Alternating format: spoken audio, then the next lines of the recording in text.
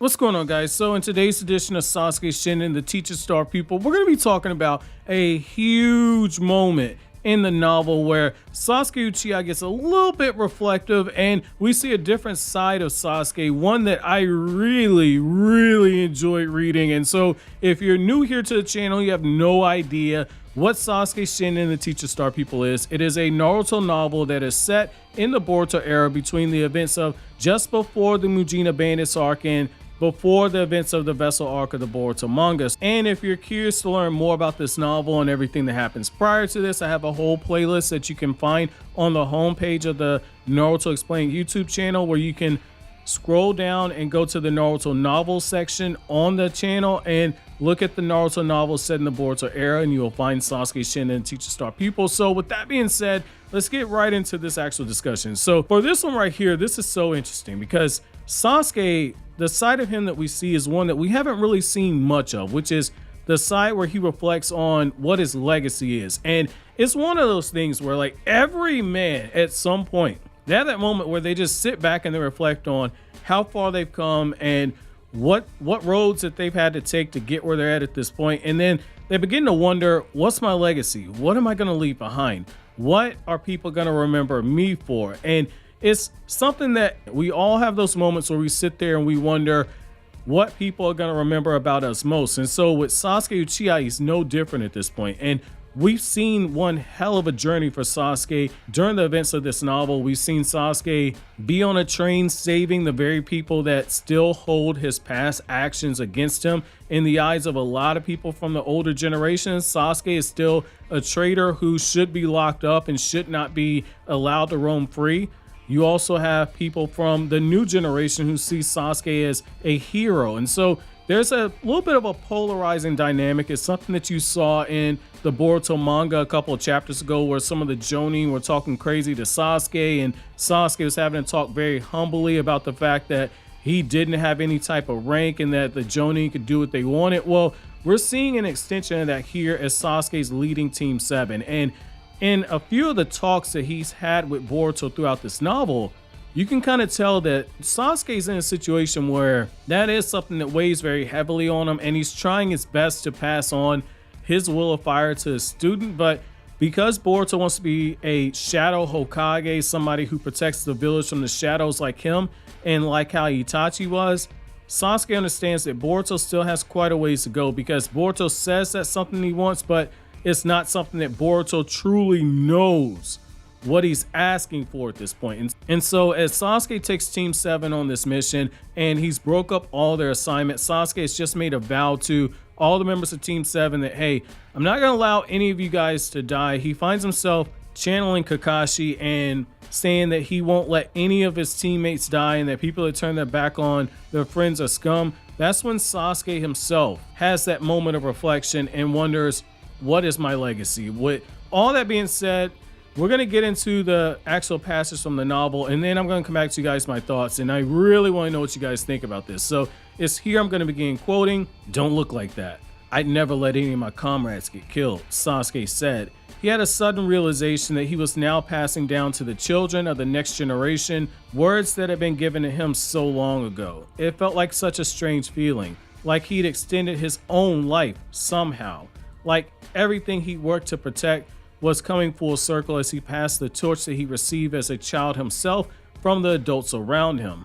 "Yeah, I'm feeling like I'll be okay now. I'll fight hard, Papa," Sarada said, looking up from under her father's large hand. And take this." Sasuke fastened a small wristband machine around Sarada's wrist. The top of the device had a small opening to launch the scrolls inside. "Papa, this is," Sarada began, "a scientific ninja tool. A revolutionary invention that allows someone other than the weaver to use a jutsu by sealing the ninjutsu inside of a small scroll. It was the cutting edge of ninja tools created by the Scientific Ninja Weapon Team Department, the pride of the village of Konoha." End quote. So what I like right here is Sasuke specifically says that he found the feeling strange protecting Team 7, and he felt like he was extending his own life because he was coming full circle and he was passing on so much of the knowledge that he himself had gained as a child to the next generation. So his own daughter, his student Boruto, and the son of his sensei Orochimaru. I really like this right here because it's so fascinating to see this side of Sasuke, because you have to remember, Sasuke in this Boruto era, a lot of the times when he's traveling and he's doing his thing, Sasuke is doing everything on his own. He doesn't travel with a team. Even when Sasuke was with Orochimaru, he was really more so on his own. He would do little small odd jobs and filler with people like Marada Uchiha, but for the most part, Sasuke was a lone wolf that was moving on his own towards the goal of taking down Itachi. And even when he had Team Taka, they were more so tools. Sasuke, over time, his opinion of them changed over time, but for the most part, they were tools.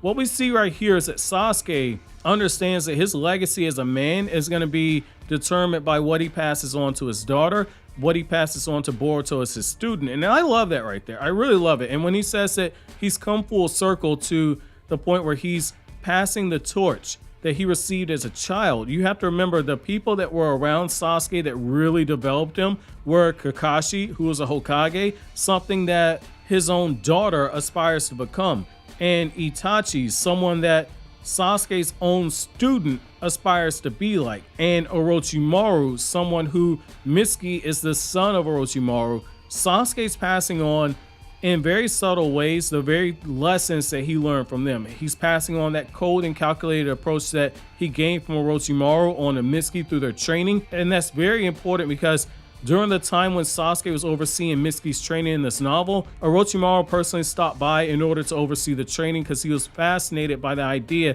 of Sasuke training his son.